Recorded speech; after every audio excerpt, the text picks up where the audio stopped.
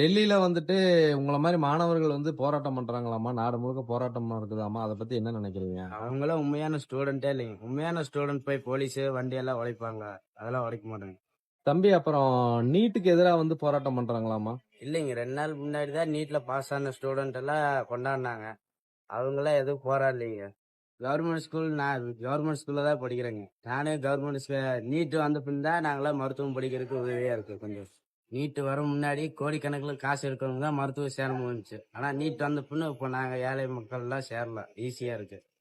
இதை தடுக்க நினைக்கிறாங்க. ஆனா நாங்க தான் உண்மையான மாணவர்கள். நாங்க தடுக்க விட மாட்டோம். எனக்கு தெரிஞ்சு நீட் இருக்கிறது பெஸ்ட்டு தான். ஏன்னா காசு இருக்கும், அது இவன் 60% வச்சிருப்பான், நான் 90% வச்சிருக்கேன். என்கிட்ட காசு இல்லை, ஆனால் என்னால் உள்ளே போக முடியாது. ஆனால் நீட்டால என்னால் உள்ளே போக முடியுமா? போக முடியாது. நீங்க நீட் படிக்கணும்னாலே உங்களுக்கு கோச்சிங் சென்டர் அது இதுன்னு ஆமாம், அதுக்கு நம்ம என்ன டெவலப் பண்ணணும்? நம்ம அதோட ஸ்கூல் எஜுகேஷன் தான் டெவலப் பண்ணணும். நீங்கள் அதை வச்சு பார்க்கணும். இதால் நிறைய இப்போ அரசியல்வாதிகிட்ட காசு இருக்குன்னா அவனும் டாக்டர் ஆகிடுவாங்க. யாராக இருந்தாலும் இப்போ என்கிட்ட காசு நான் க்ரோ கணக்கில் இருந்தேன்னா நான் என் பொண்ணு என் பையனோ இல்லை நான் டாக்டராக கூட இருந்திருக்கலாம் எங்கள் வீட்டில் காசு இருந்தால்.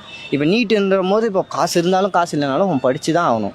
இப்போ எஜுகேஷனை ப்ராப்பராக கொடுங்க, அப்புறமா நீட்டுக்கு போயிடலாம். இப்போ பேன் நீட்டுன்றது தேவையில்லாத விஷயம். பேன் நீட்டு நிறைய நம்ம கவர்மெண்ட் எக்ஸாமாக இருக்கட்டும், நம்ம கவர்மெண்ட் எக்ஸாக்மே அப்படி பார்க்கும்போது நம்ம உடம்பு ஒருத்தர்கிட்ட கொடுத்து அவர் நம்மளுக்கு உயிர் விஷயம் இதுக்கு எக்ஸாம் வச்சு தான் உள்ளே போக முடியும். இப்போ நம்ம 12th மார்க்கில் இதுக்கோசம் நம்ம படிச்சுட்டு ஒன்றும் போகல.